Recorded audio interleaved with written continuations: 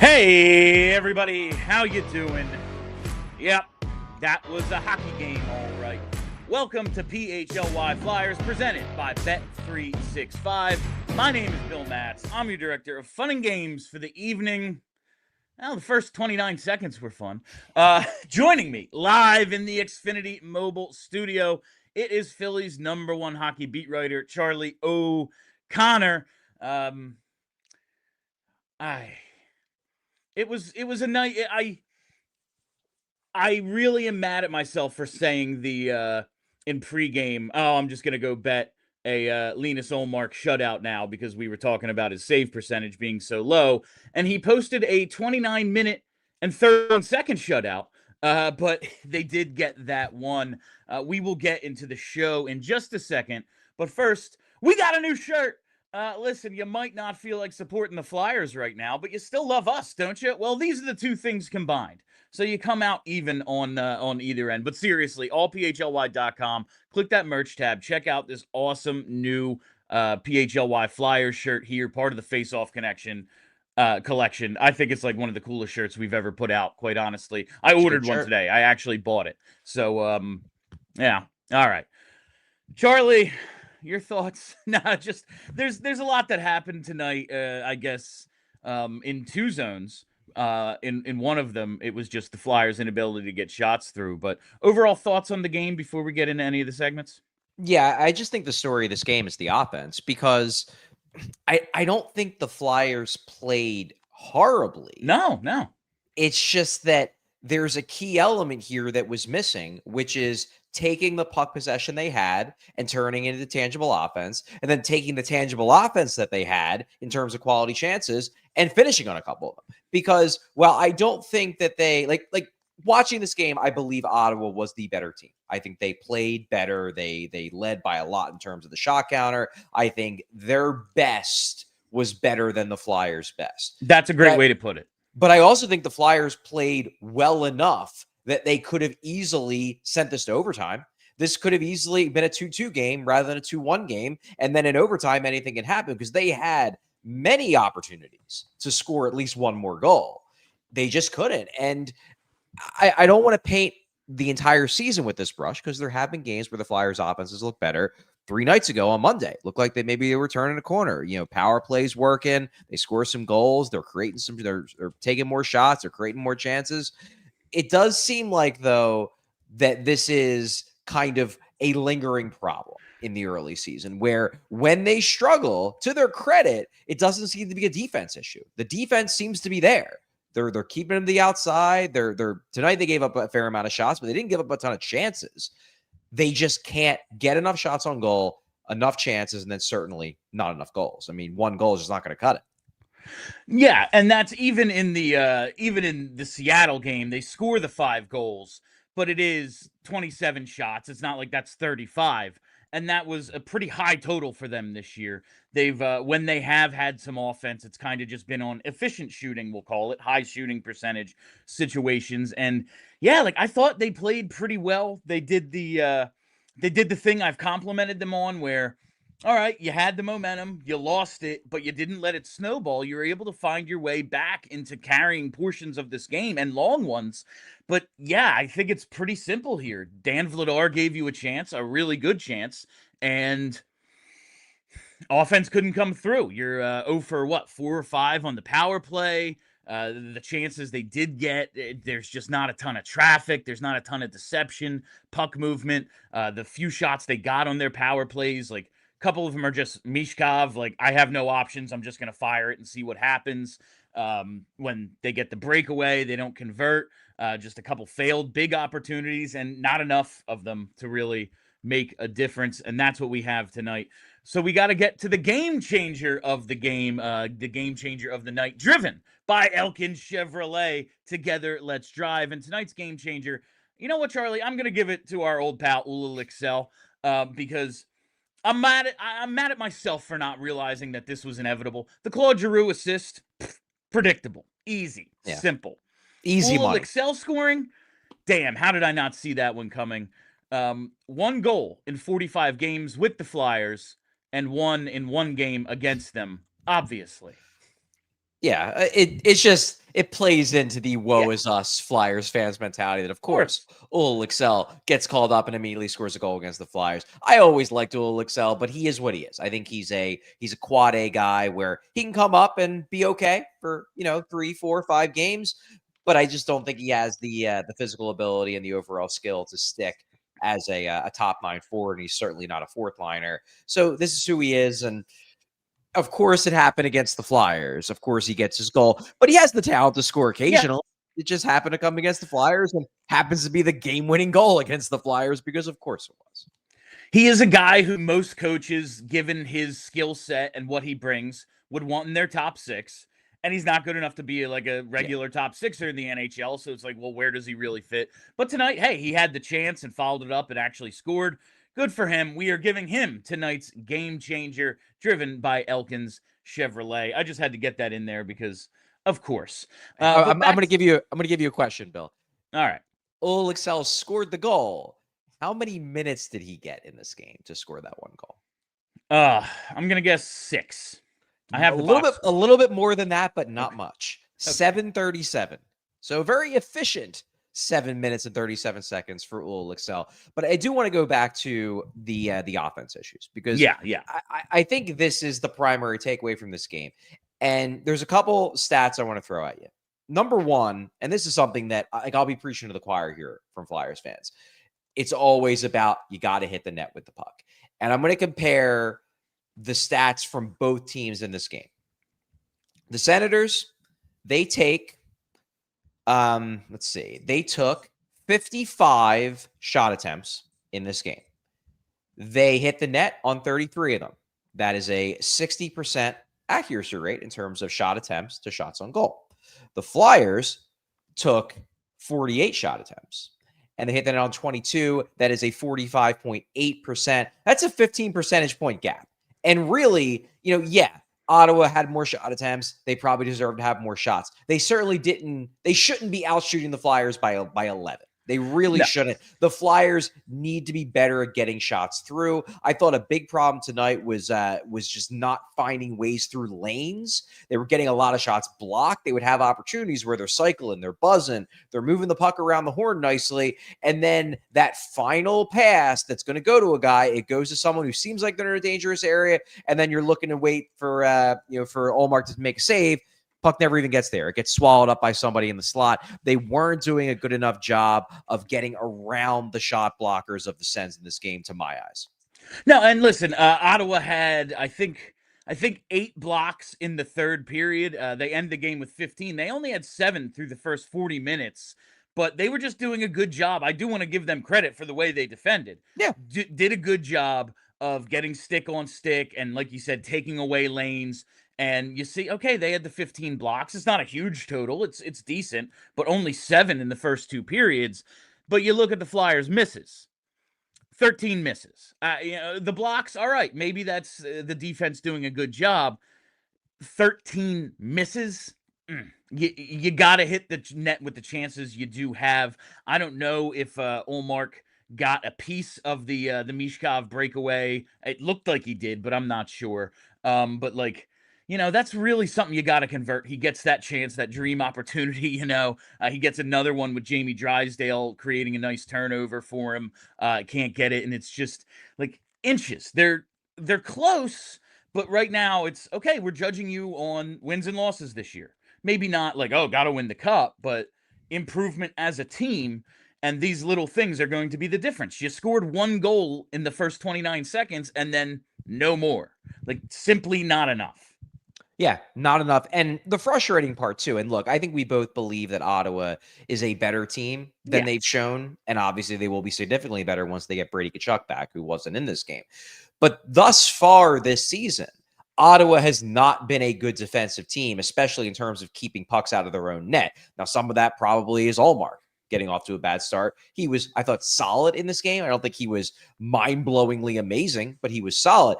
But it would be one thing if this performance, if you go 22 shots on goal, 1 goal, if this is coming against a team that shuts down the opposition. Yeah. If this is coming against like a Carolina, if this is coming against a Vegas, if this is coming even against a Florida. Ottawa is not, at least to this point this year, has not been a good defensive team. And even last year, I never thought of Ottawa being a team where it's like, oh man, how are we going to create goals against Ottawa? It's more, yeah, they're a good team. You might have to win a 4-3 game.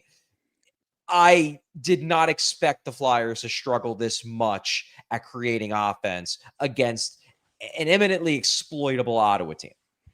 Yeah, and you saw the holes at points, and it looked like they could get rolling and just never were able to like follow it up. They'd have some momentum, they'd have some possession, but then that finish would just never quite get there. I do want to talk about some good stuff though, Charlie, because it's again, they didn't play bad.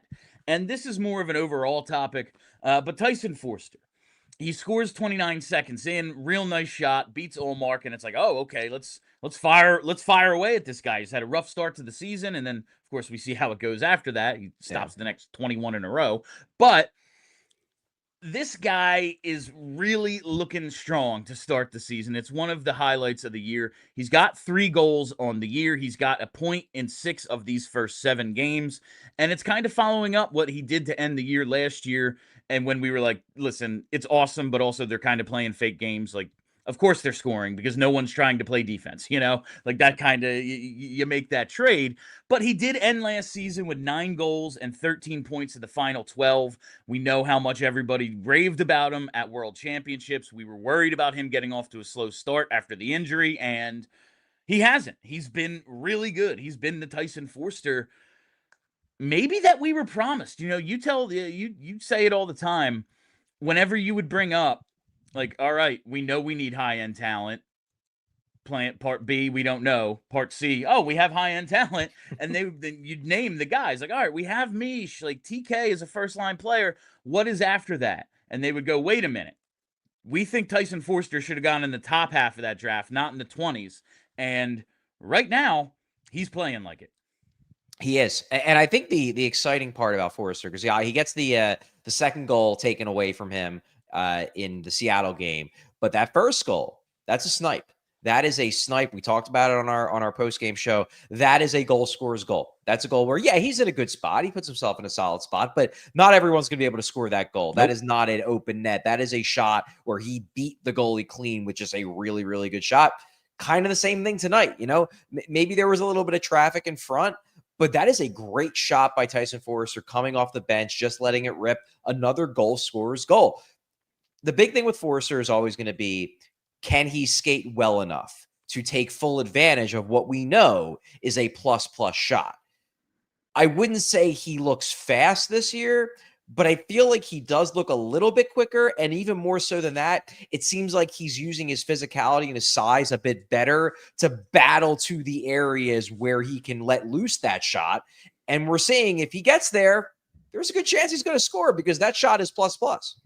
Yeah, if he gets to the high danger area and you get the puck to him, like, he can rip it. He can absolutely rip it. You saw it tonight. You saw it in the what was it, the Winnipeg game? Yeah. The Seattle. It was the last game. Seattle game. Yeah. You just see the ability, and it's all kind of starting to come together for him, Charlie.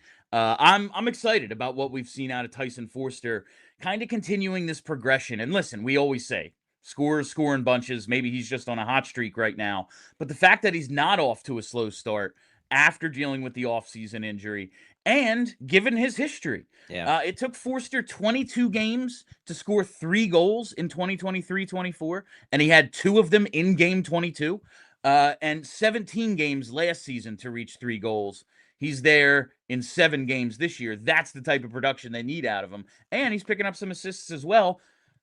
The stat line is looking good with Tyson Foerster, and I do love, you pointed out, he's never going to be fast. That's not ever going to be his game, but he is bigger and stronger than most, and he can only get bigger and stronger. If you use that to create your chances, you can kind of negate some of the skating deficiencies, and it looks like he's figuring that out, and that only means good things for him. Yeah, absolutely. And, the skills that he has that are plus, he obviously is a plus shooter. We knew that from the jump. That was his distinguishing trait going into his draft year. But he also has very high hockey IQ, and he's got the size. Now, he had the size when he got into the NHL, but it wasn't fully formed. He's always going to be 6'2". He's always going to have the frame that could take on more muscle. but it just feels like now he's starting to use the size better, and he has the hockey IQ where like he knows where to be. He knows where to be to shoot. It's just, can he get there enough? Now he's getting there more. And you made a really good point about the fact that, he's off to this hot start. I don't think, and look, he's never going to reveal this, I don't think he got a full summer of training in, at least to the degree he would have had he not been dealing with this elbow infection thing coming off of Worlds. That's especially exciting because this might not even be fully formed Tyson Foerster. Like, clearly it's a Tyson Foerster who's better, and that's great. But he's a guy who probably didn't have as good of a summer as he could have had, and he's still off to the start. Like, imagine how good he could be. He could take another step next year if he does get a full summer.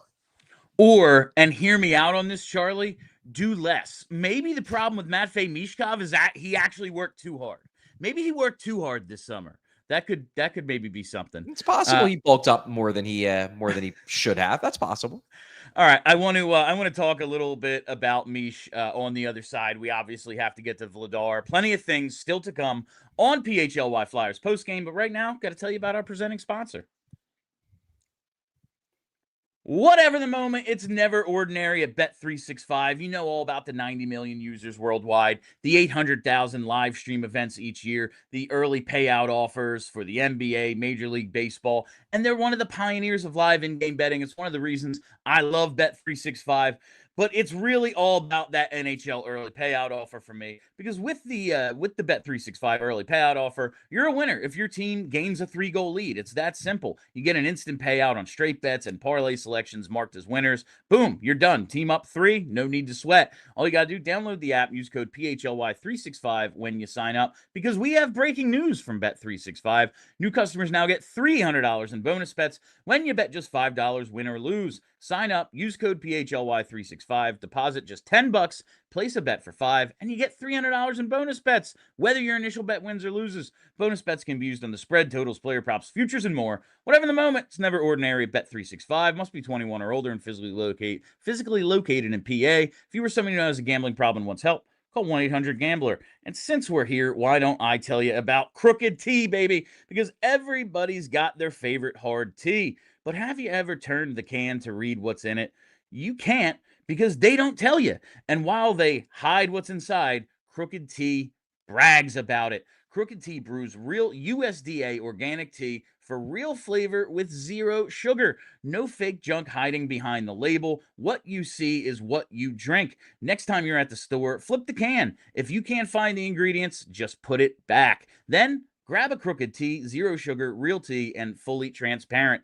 You know it, Philly. Real recognizes real. Why not? Why drink the fake stuff? Crooked Tea, the only thing better, is a strip sack in the Super Bowl. Visit crookedtea.com to find a store near you. All right, Charlie.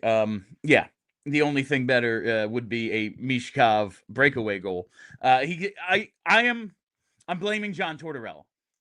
Really? I know you don't believe in jinxes, but John Tortorella talking about, Michkov stares a hole in me every time we had a bench minor. He'd be basically forcing me to put him in the box so he could get the breakaway on the way out. He gets that opportunity, and it's a low-end chance those things happen, but hey, they may. Why not have your best breakaway guy in there? He gets it. It looks like he has Ullmark, but Ullmark stretches that leg, doesn't bite all the way, and it was heartbreaking to me, honestly. And I'm blaming John Tortorella for putting it in the universe. Oh, so now people, Montreal fans can be like, oh, so all he wants is these breakaways and he can't even score on those now, huh? What good is he? Because that's coming.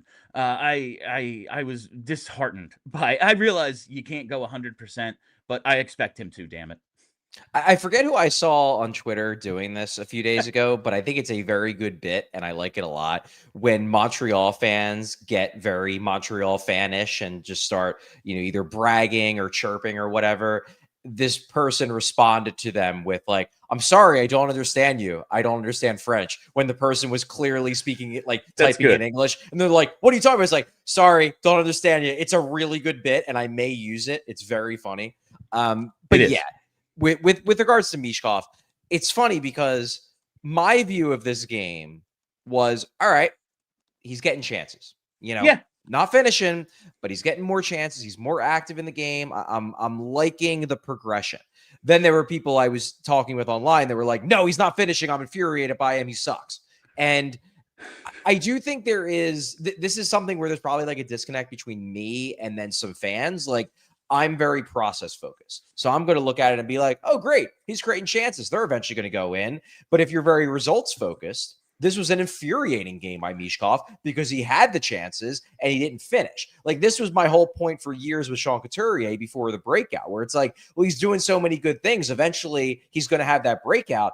And other people would just get more and more angry with him every time he didn't finish a quality chance around the net. Yeah. So for me, this is a positive game. Was it perfect? No, he wasn't perfect. He had some turnovers. The speed, the quickness doesn't seem like it's there even compared to where it was last year yet. But I liked the activity in the offensive zone. I liked the assertiveness with the puck. I liked the fact that he was taking more shots. So I do think that, I think Rick Tocchet called it a couple days ago, inches. We're trying to progress in inches with these guys. I think he moved up a few inches. He's obviously not there. But I think this is a game where, in my mind, in my eyes, I thought he was moving in a positive direction. That's as Kelly would say, I contain multitudes. So, like, I can look at the micro of this game and be like, damn it, Mish, come on, man. Like, I need you to finish. And then be like, hey, man, when he has a breakaway and a bunch of other chances, 4 shots on goal, 7 total attempts, chances are he's going to get a point or two in these games. Tonight he didn't, and that's disappointing. But yeah, I do think the offensive zone stuff especially is looking better than it was a week ago. And I think that's definitely important. Honestly, the breakaway is one thing, like Ullmark made a save, or maybe he just put a little too much under it. I'm not totally sure. But regardless, it's honestly the second chance that pissed me off a little bit more, Charlie. Like the shots on the power play, he just looked like he didn't have any options, so he decided to see if he could put one past Ullmark. But Drysdale, because Drysdale made such a heady play and an aggressive, assertive play to pinch down and get that poke check and get the puck down to Michkov on the turnover, I needed him to finish that so Drysdale could get the like I want him rewarded for that sort of decision. Right. And listen, it's not like that won't show up in tape and Rick Tocchet won't be like, see, when we talk about being decisive and assertive, that's it. But he gets an assist on that play and suddenly everybody recognizes it and it just feels a little better. I was happy with that, but that's the sort of thing, like the chance down low when it's him and the goalie, I expect him to finish those because he just has such a great ability to find the holes in the goaltender, and he just didn't tonight. Yeah, and I think because I'll be honest, like I've been pushing this. In my mind, the biggest issue for Michkov right now is that he's not in the best condition, and I do think he will eventually play himself into better condition, and then he'll start rolling. I do think that's a big part of it. But it's not the only part of this. Some of it is that he's just a little snake bitten right now. Maybe he's thinking a little bit too much out there because he knows he's behind whatever scoring pace I'm sure he wants to be on. And maybe there's an element of he's trying to score 3 goals every time he has the puck instead of scoring 1. And he's just maybe in his head a little bit. Like, as much as we talk about how talented this kid is and how much upside he has and how he has the potential to be a superstar, it's easy to forget that he's still 20 years old. He's just 20 years old. And it's easy to imagine a 20-year-old getting a bit frustrated with himself, getting a bit on edge because he knows he's off to a slow start. He's hearing the chatter on spit and chicklets and things like that. And he wants to prove everybody wrong. And maybe, just maybe, that has him a tick off in terms of his timing, in terms of, thinking less and doing more, as opposed to when he's playing his absolute best. That might be part of it. All right, I like this little pace we're on right now of alternating the positives and negatives. So I want to go back to another positive. Dan Vladar, man. Maybe big our bar is just so low that I'm impressed with like fairly standard goaltending attributes, but he's like really good at blocking out the traffic and things in his like periphery and just kind of stop the puck, cover the puck, not let it get to him. He was strong tonight. Stops 13 out of 14 in the first period. The final 15 minutes of the first period felt like a shooting gallery. 8 out of 9 in the second. Through 40 minutes, he'd made 7 power play saves. All 7 shots he faced. He was their best player, I thought, tonight.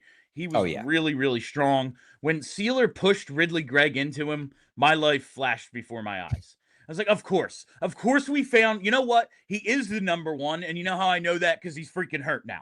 Like he got taken away from us by some BS, some like bad luck, friendly fire, but he was fine. He finished the game and he did it well. He ended up, what was his final line? I just saw it. He stops 31 of 33, gives up the 2, hasn't allowed more than 2 yet in a game. Man, again, I realize it's still early. We're still dealing with small sample sizes, but it feels like they may have found something in Vladar. Yeah, yeah, and you're absolutely right. He was the best player on the ice for the Flyers. The skaters, even the guys who I'm going to give my other Flyers 3 stars selections to, it's more like, well, they had some good shifts. Yeah. Vladar had a good game. He Yes. played well pretty much from the jump. Now, maybe you could say the first goal, yeah, I guess that would have been a great save. But it is a high danger opportunity off a great pass from Claude Giroux. I get it. The second goal, that's just an incredible pass from Lars Eller Yeah. coming off of a block shot by Rodrigo Abels. Like Eller finds that puck between the legs, gets it to Lycksell on the far post. Like nothing any goalie's doing to stop that one. And those are the only 2 goals he gave up. The rest of the game, he was perfect. And it's interesting you point out the power play element of it, because that's an important part of not only Vladar's game, but also why this game just felt so choppy. Like there were so many power plays, so many penalties. It was really hard, I think, for either team to truly get into a rhythm. But it also makes life very, very difficult on the goalie, because it's like, okay, either I'm facing super high quality shots or I'm just waiting, watching things happen at the other end because we have the power play and I'm not doing anything. It was a weird game from a rhythm standpoint, I would assume, for Vladar, and I give him a lot of credit for finding a way to stay focused the entire game and give his team a chance to win. Like, he doesn't get the win in this game, but he gave the Flyers every opportunity at the very least to get this game to overtime. It's not on him that they didn't pull it off. No, absolutely. And he gave them a chance to win is exactly what he did. He was, I don't want to say phenomenal. Like, he did give up the 2 goals, and it's not like he had a 40 save shutout or something, but he has been as good as you could possibly ask him to be, like reasonably ask him to be, basically in every start this season. And that is something this team has needed so freaking badly, because you get in this game last year and it's like, all right, they came out strong and then Ottawa takes back momentum, but they have a chance. Last year, this game's 4-1, and we're just kind of like playing dump and chase both ways in the third period. That's not what happened tonight. They could have, this was an imminently winnable game. The Flyers weren't bad, but they weren't good enough to win if not for Dan Vladar. I totally agree. That's a really good way to put it, in that, yes, I can say that the Flyers, if they finished on 1 or 2 more chances, they could have won this game. They were in it. They were. But they don't get the opportunity to be in it if Dan Vladar isn't playing really good hockey. And it's crazy to think that he has yet to play a game where he's given up more than 2 goals for the Philadelphia Flyers. That is really impressive. That is the epitome. Like, we talk about quality starts in baseball for starting pitchers. Quality starts are a metric for goalies. They're not widely used, but Dan Vladar just keeps racking up those quality starts every single time he goes out there. And I'm sure his teammates appreciate the hell out of it. Yeah, absolutely. Another impressive game for the goalie, and I'm just hoping he's able to keep some semblance of this, because if he is, they will be competitive this season, and they'll win some of these 1-goal games and maybe start building a little bit of momentum. No win streak, Charlie, so we can't. I told Tyler today, if they win tonight, we're going to be quoting Lou Brown, and we didn't get that chance. But it was not for a lack of effort from the Flyers goaltender. I want to talk about the penalties and all that on the other side, but I do need to take another quick commercial break. Listen, we are in the Xfinity Mobile studio tonight. If you've noticed, our connection pretty freaking seamless, and it's because it's powered by Xfinity. Xfinity is the ultimate sports destination as well. There's never any lagging, never any buffering. You don't need to switch between a ton of apps to find your favorite games. If you're a big fan, you absolutely have to get Xfinity, because the way you watch with Xfinity is next level. It's the perfect fan flex right in your living room. You get all the action with great sound and picture with the enhanced 4K is so clear. It's like you're in the arena. And if you want to get 4 games going at once, because why not show off for your friends? You can with the multi-view. It's outstanding. Plus, you can get those real-time stats and notifications right on your TV so you can keep up with all of your parlays and fantasy teams and everything you've got going. So next game day, make sure you are a big fan and not a big fail. Learn more at Xfinity.com. Xfinity, imagine that. Restrictions apply. Multi-view requires Xfinity 4K capable TV box. And now it's time to tell you about Elkin Chevrolet. That's right, because Flyer fans, you got to listen up. You know who's dishing championship-level car deals every single day? It's Elkin Chevrolet, located right on Route 73, south in Marlton, New Jersey. It's run by three brothers, Jason, Adam, and Josh. These guys are in the store every single day, working to make sure they have a huge lineup of Chevys at the best price and providing honking good service. There's never any missed shots, no drama either, just real brothers running a local business and backing every deal like it's the championship game. So if you're in the market for a new Chevy, make your next move to Elkins Chevrolet. Real brothers, real deals, and a whole lot of honking good service. Shop now at elkinchevrolet.com. Together, let's drive. Yeah, so the penalties thing, Charlie, that's another, like, it weighs into so much. Like, we're talking about maybe Michkov working himself into shape. We did the joke, like, oh, Charlie, I'm going to give you a time on ice over under tonight. And he does come in under what I said. Just I under. said it You almost nailed that over under perfectly. Said it at 14:59, and he comes in at 14:50. You know, he might be able to work himself into shape a little faster if we're not on the penalty kill constantly where he doesn't play. That's a good point. Like, he might be able to get those few extra shifts. They had another, they were shorthanded 5 times again tonight. They took 3 minors in the first 25 minutes of this game. Now, listen, both teams, you know, there's the Nick Sealer stuff with the roughing. They're removing the helmets. This was an oddly officiated game. Again, I think I've said that every post game so far, just in terms of like the stuff they let go, the stuff they do call both ways. I don't think like the Flyers lost because of officiating. I'm just like, oh, there's a, oh, no. Oh, and you called that? Huh. Weird. Okay. It was another one of those. Also, yeah. But this march to the penalty box, I think they've taken 5 or more penalties in every game but one this year. They came in 9th in the league with most shorthanded time. I can't imagine they did anything to help their rankings tonight. This is like an issue? No? Is it just being called tighter because it's early in the season and we'll get into January and refs won't care anymore? Like, is this a discipline issue? What's going on with these penalties? Yeah, I think it is an issue, to be sure. Now, I don't think it's an issue where we have to be terrified that like this is going to be the case for 82 games. Some of this is that it's the start of the season. So these teams are all teams, not just the Flyers. Everybody's a little rusty. Everybody's a little bit behind in terms of their reactions, in terms of their rhythm. That's probably part of it. But looking at the penalties from tonight, we've got Brink 2 minutes for hooking, Michkov 2 minutes tripping, Couturier 2 minutes hooking. Then we got a Sealer roughing penalty. All right, fine. It's concurrent minors. That's cool. Then Sealer interference. Okay. You know what? It happens. Fine.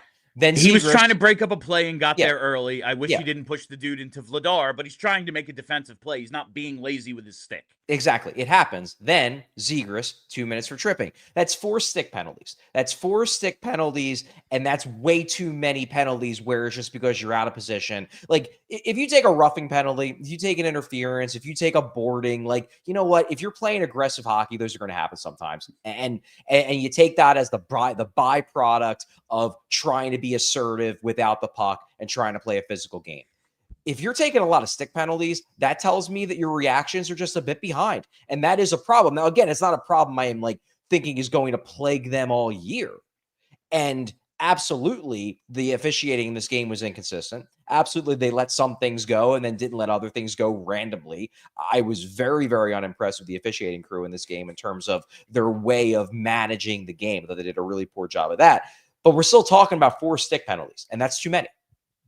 Yeah, it's just move your feet. I think both ways this season seen more guys clipping each other's skates for trips than I've ever seen before. We had the Tippett one a few games ago. It happened. It was the Zegras penalty where he tries to like make a move on the guy and he ends up just taking him out. And there was one called against Ottawa tonight where it was like skates just clipping you. I feel like it's happened more this season than I've ever seen before. Yeah, it was the Zegras spinorama, which was really nice play by Zegras. Well done. Yeah. So I just That's annoying, but the stick penalties drive me insane. Like you said, yeah, man, you're coming in on the forecheck and a guy turns his back and you get called for a board. Listen, you don't want to see it happen because it's dangerous, but that's just hockey. That's playing aggressive. Sometimes bad things happen. When you get called for a hook with one hand on your stick, like, yeah, the ref could let it go, but don't give him the opportunity, Coots. Like, you're a 19-year vet or however the hell long you've been in the league. Get your stick on the ice. Don't use it to defend. Use body positioning to defend. And they're just doing way too much of that so far. And then on the other end, Charlie, you keep track of a lot of things. I know you don't know the answer to this, so don't get mad at me for asking something you don't actually know the answer to. It's mostly in jest. Okay. Have the Flyers ever, in your 10 years covering the team, scored on a clean sheet of ice power play when it's split up between periods and they have to take the center ice face off? I don't think I've ever seen it happen one time. I would have to go through the treasure troves of data that I have. Bill, I'm sure they've done it, but I do agree that it's hard for me to remember any of them off the top of my head. Doesn't seem like they do it often. Like, it was only 38 seconds. It's not like they had a minute 10 or something, but still, it's so freaking annoying when that happens. I very much wish if a period started with special teams, you got the offensive zone face-off. That's how Yeah. it should be, quite honestly. But those aren't the rules. This is just Bill playing fantasy. This power play, I know I was talking about them basically being 20% the other day. 0 for 3. They had some chances, but I thought they got a little stagnant tonight. A little bit of the last year, like Michkov had a couple of shots where he's just like, I don't know, I guess I'm shooting. No one else is doing anything. There was just, I didn't see the puck movement and the, hey, if they keep doing this, it'll end up well eventually sort of stuff. It was just kind of tonight. I completely agree with you. And it's a real disappointment more than anything else because you were hoping they turned the corner with that Seattle game. You were hoping because before that it was like, well, they look visually better. They're not finishing. Then they score twice. They get the Foerster goal and they get the goal that ultimately was Cates, but it was a really nice play by York to get the puck on net and get it in a position for it to be deflected. You're thinking maybe they figured something out. Maybe they're getting going. And then they respond with a game like this, where you're thinking to yourself, well, we're back to square one, because in this game, not only did they not score, they also didn't look visually better. They looked visually poor on most of their power plays. Yeah, that's there was one they had it was the late penalty. They got the third period power play, and okay, good. Let's get something going here. It took them 45 seconds before they were set up. That's almost half. Like, that's not going to be good enough. Listen, if you have superstars, yeah, man, you need 1 second. You know, Nathan MacKinnon, Connor McDavid, these guys, you don't even need to get set up. They can just create a goal because they're magicians. Flyers aren't there. They need the full unit functioning properly, and if you can't break into the zone, it's going to be an issue. But I just thought it was a little too much of that stagnation we've talked about, where we're just someone move, somebody do something, come up with an idea. Just not enough tonight. Yeah, and this is where, just to jump in here, Yeah. like, we can talk about the offense struggling. We can talk about the fact that they're not getting, they're not getting pucks through, that they're not making the right decisions in the offensive zone. We could talk about the power play and about how they have to break bad habits. But if you really want to boil it down to what's probably the biggest contributing factor to their offensive struggles to start the year, you just said they don't have Nathan MacKinnons. They don't have the super high-end guys, but their two highest-end guys, Matvei Michkov and Travis Konechny, are both off to slow starts. And at the very least, they're the guys you want driving the power play, and neither of them are playing well enough consistently to be making the types of high-end plays that allow for you to create offense out of nothing. Like, Trevor Zegras has looked more dangerous than both those guys, and I'm very excited about what we've seen from Trevor Zegras. Yeah. But he shouldn't look more dangerous than both those guys. He shouldn't. No, and I guess if I had to narrow it down, like, again, it's early. I fully expect Matvei Michkov to have an amazing career and be the guy we think he's going to be, and I think he's going to get it going at some point this season. The conditioning is one thing. If that's what's holding him back for portions of the game, especially late in games or late in shifts, like we said a lot last year, okay, I can accept that. I mean, it's not good, but like, it's a problem that can get fixed. Right. On the power play, it's yes, you have to get in and get pucks and win battles, but like you're in the half court offense. You can just use your skill. And we're not seeing quite enough of that yet. Yeah. And again, I expect it to get fixed. But if I had to say there's one thing overall bothering me about Mish right now, it's that should be better. Like it shouldn't be, oh, they scored twice in one game on a power play. Yeah, man, it was the Cates line. Like, okay.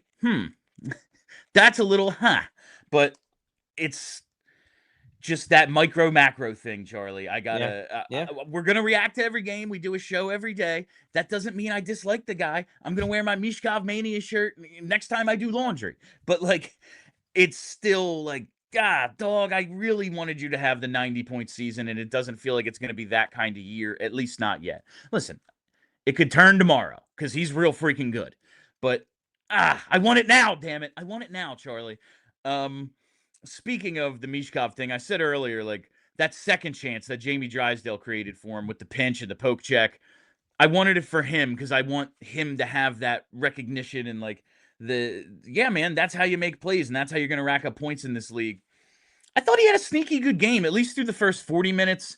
Some good pinches. Like that one stands out because it created a scoring chance for Mish. But there was a lot of decisiveness. There was another like nice little pass he made into the slot when he had drifted down low. And it was like, oh, maybe he's going to shoot. No, he got it over to a guy who had a much better lane. I liked the way he was keeping the puck at the point a few times. I just liked his game overall, even if it wasn't like standout 3-point night for him. Yeah, well, the advanced stats back up your eye test, William, because Jamie Drysdale actually did have the best expected goals for percentage on the defense. 77.49% of the expected goals were created by the Flyers when he was on the ice. That was the best on the Flyers decor. He was behind some forwards. We're talking about defensemen.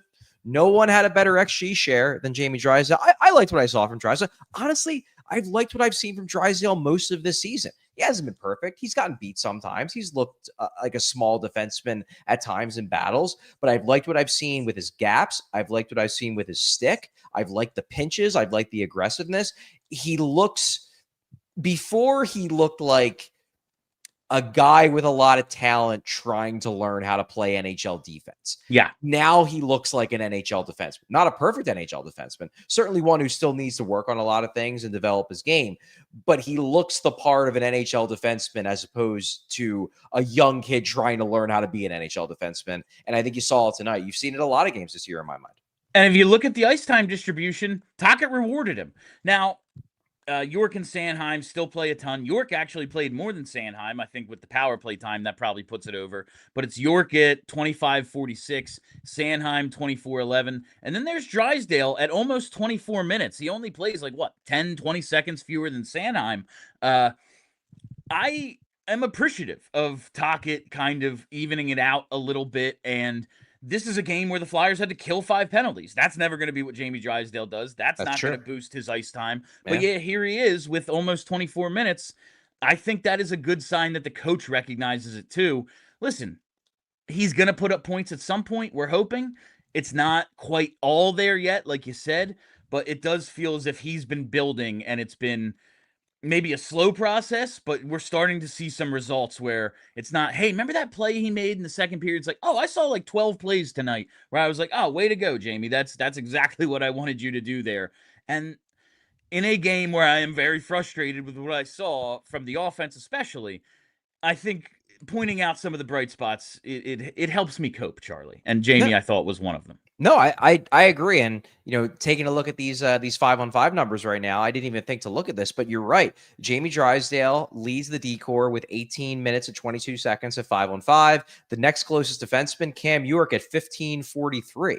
So we're talking about like 2.5 minutes more 5-on-5 minutes that Jamie Drysdale got compared to any other Flyers defenseman. And look, they can shelter him a little bit. They can make sure he's not out against the best players. They can make sure he's not getting D-zone draws. But if you're getting the most 5-on-5 minutes of anybody on the defense, you're probably not getting sheltered that much. You're just getting thrown over the boards and sink or swim. And more often than not this year, I would say Drysdale has been swimming.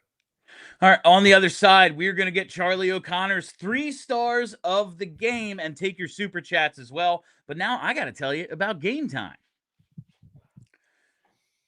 Listen, I've been telling you for a while now, Game Time is my absolute favorite place to get tickets. I think it is by far the best secondary ticket marketplace. A couple of years ago, I went to that outdoor game with the Flyers at MetLife, and you never know with an outdoor game exactly what your seats are going to be, what your view is going to be. And I've never been to MetLife before. I don't really know the layout of the place, where I should and shouldn't be.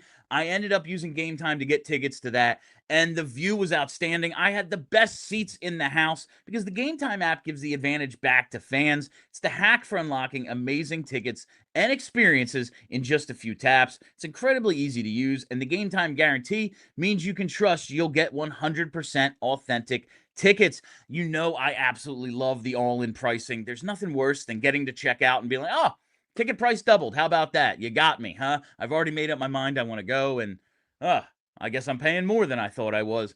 Game Time shows you everything up front, so you never have that surprise at the end. That's why I love Game Time. It takes the guesswork out of buying NHL tickets. So download the Game Time app, create an account, and use code PHLY for $20 off your first purchase. Terms apply. Again, create an account and redeem code PHLY for $20 off. Swipe, tap, ticket, go. Download the Game Time app today. And the last one here, it is our friends at Parx Casino, because whether your favorite team wins or not, and they didn't, there's always another way to win on the BetParx online casino app. Whether you're playing Huff and More Puff or Fireblaze Sky Queen, or you want to play some casino classics like Blackjack, Roulette, Craps, or Poker, or some hot online slots like Cash Eruption or Cleopatra, they've got everything you could ever want in the casino right in the palm of your hands. And now's the time to get in, because new users get up to $1,000 casino bonus back if you're down in the first 24 hours. Just go to betparx.com, download the app now, and enjoy all the action and excitement from the casino at your fingertips.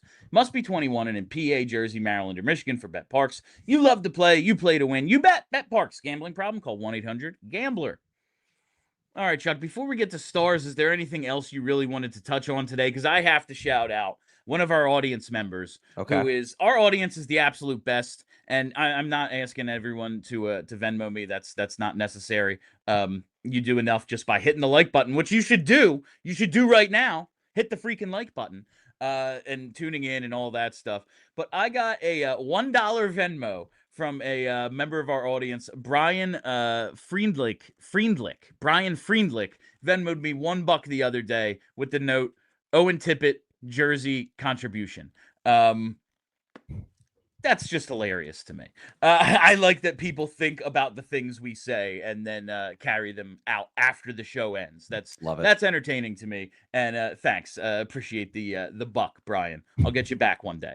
All right.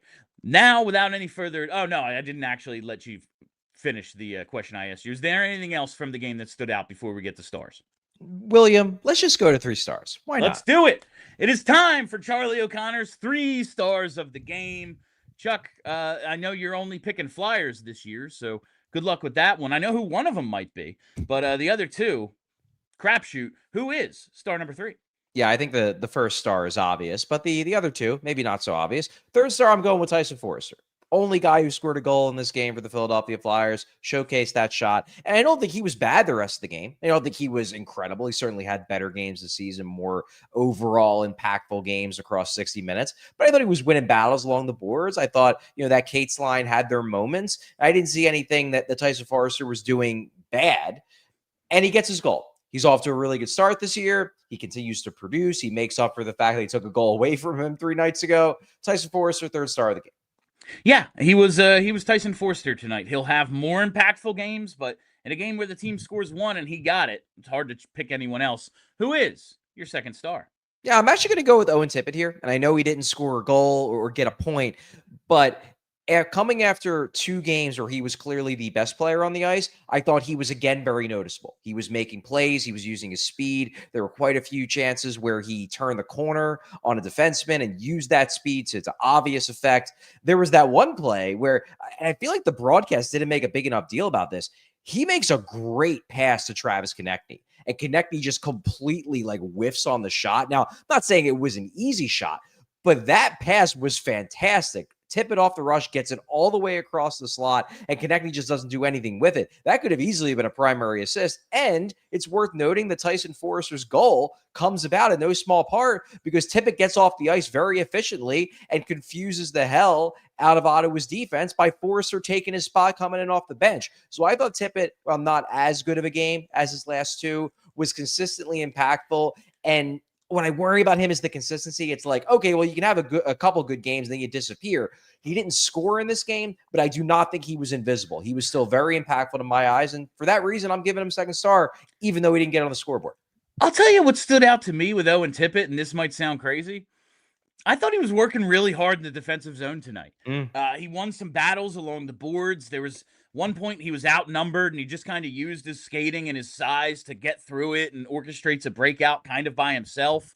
I thought he made a few plays defensively and really helped the team get the puck going the other way out of their zone tonight. And when you think of Owen Tippett, it's, yeah, man, 2-on-1, rip the shot, put it over the goalie's glove, celebrate. But I thought he did some other stuff tonight that stood out as well. All right. And with that, it's time for tonight's first star of the game. Yeah, this is a no-brainer. It's obviously Dan Vladar. Finishes with a .939 save percentage. Finishes with, pulling up these numbers right now, the Senators generated 2.36 worth of expected goals. So Vladar essentially stopped an extra 0.36 worth of expected goals. So that's another plus GSACs, goals saved above expected, the stat that I use. Just a really good game all around from Dan Vladar. Was it perfect? No. He didn't have a shutout. Maybe he could have come up with a really big save on that first goal. But overall, he's the reason why the Flyers have a chance with the clock ticking down at the end of regulation to tie this game and send it to overtime. If we get a 2024-2025 goaltending performance, the Flyers are losing this game 4-1, 5-1, 6-1. It's a blowout. Instead, Flyers have a chance to win on a night where they probably didn't have their fastball, and that's completely the result of Dan Vladar and his quality of play. So Dan Vladar, slam dunk, best player on the ice for the Flyers, clear-cut first star.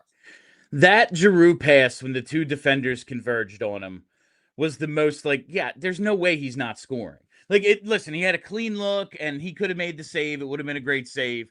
But, two guys go there, man all alone. Obvious what was going to happen there. And other than that, Vladar, there's no questions you can have about his game. Another solid performance for the Flyers, number one goaltender. And I assume we'll turn to Sam Ersson on Saturday and see if he can work his way back into maybe a 50-50 rotation of some kind. Yeah, all right. I was actually curious, William, before we get into this. So one presumes that they're not going to give Vladar a fourth straight start. And also there's the fact that the Flyers play on Saturday in the afternoon. So you're basically giving Vladar, it would be a day and a half before he has to jump back in rather than a full 48 hours. But I'm curious, Bill, because you are more aggressive about this than me. Would you consider going back to Vladar again on Saturday?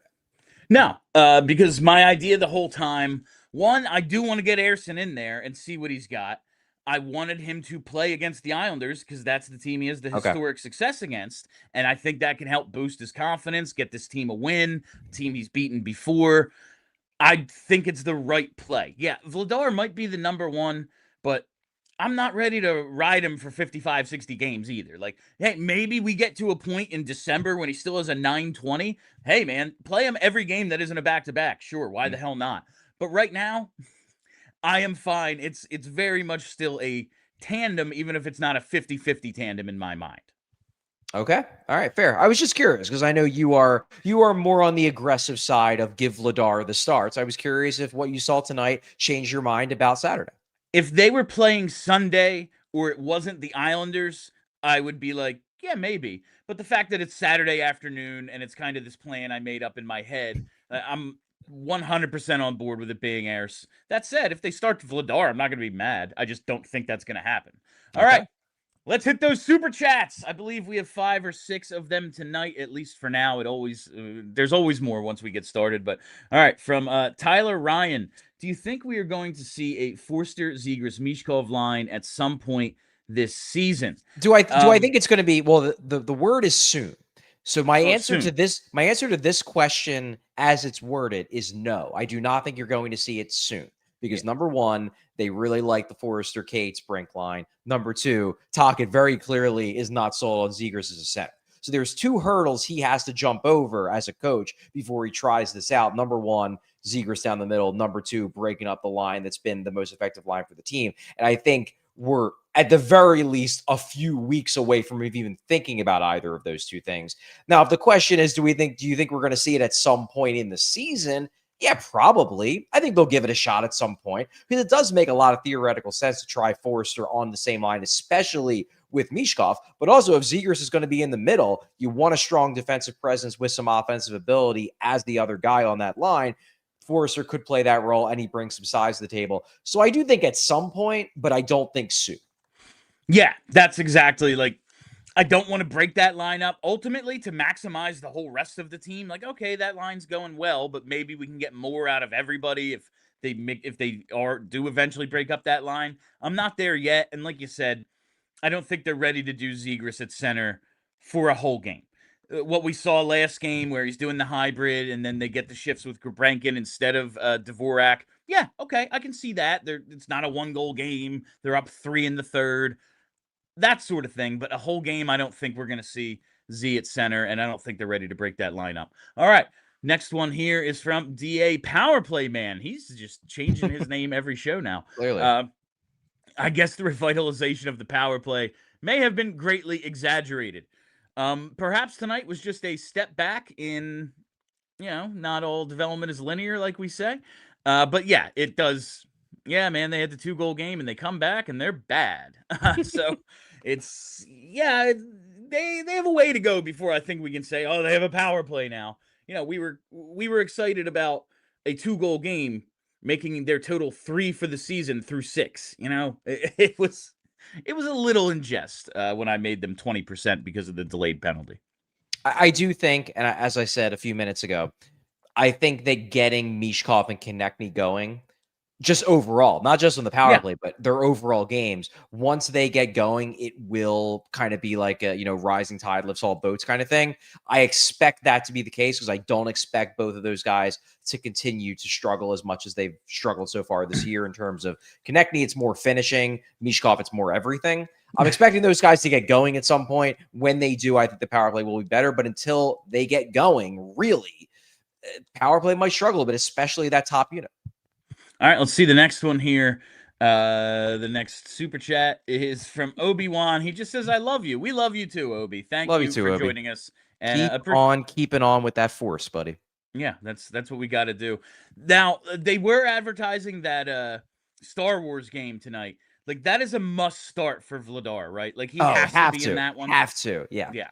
All right.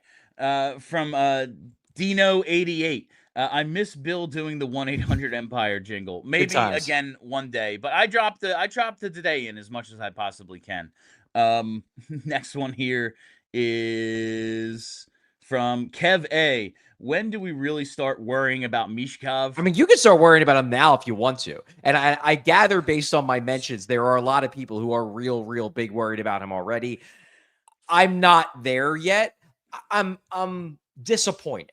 I'm not worried. I'm disappointed that he's not up to a better start. I'm disappointed that he's not looking as good as I was hoping he was going to look in year 2, at least to begin the year. But I'm not worried about him in the sense that, like, I think he might not be very good. Yeah, I'm bothered. Like, I'm annoyed, but like worried in terms of when he's 24, he's not going to be what I think he is. I'm a while away from that. How far? I don't know, because I could snap, anything's possible. But like right now, worry isn't the word. It's just like, come on, bro. All right, the last super chat tonight, and before we hit it, let us trigger overtime. I forgot what I'm supposed to say. Go to allphly.com to continue watching the show. This is a disjointed show from my thought process, but thank you, Charlie, for bearing with me tonight. All right, the final one is from Purple Crayon. Owen Tippett goal pace 58.6. So it's not in the 60s anymore, and that's a bummer. But listen, if he has 58, 59 goals, I think we'll all live. Yeah, we'll manage. All right. That is all the time we have for you on PHLY Flyers tonight. Hey, I wrote instant observations for this game, and I made it way longer and basically didn't follow any of Jamie's instructions. And it was just basically my random thoughts throughout the game, like 600 words. Go to allphly.com and check them out. They're unlocked for everybody, but for the real analysis, for stuff that isn't just the ravings of a madman, sign up to become a diehard. We have a sale going on right now, 55% off It's like $3 a month when you sign up for the full year of Die Hard subscription. You get all of the awesome benefits of being a diehard, access to the Discord, access to our premium content, and of course, discount on merchant events and shirts like that. Hell of a shirt. You can get it right there. And the That's diehard right. discount, it's decent. You might want to use it. But that is all the time we have for you. Thank you all for listening. Thank you for hanging out. If you haven't already, follow us right here on the YouTube page as we march towards 100K. We are over 51. I think it's 51.2 we're at now. So we should get there by, like, I don't know, next Wednesday, probably. Make sure you're following us on Twitter at PHLY_Flyers and follow the podcast wherever you get those. Just search PHLY Flyers. That'll do it for us. I am Bill Matz. That is Charlie O'Connor. Thank you to Tyler for producing. Till next time, be excellent to each other. We all silly like the mayor.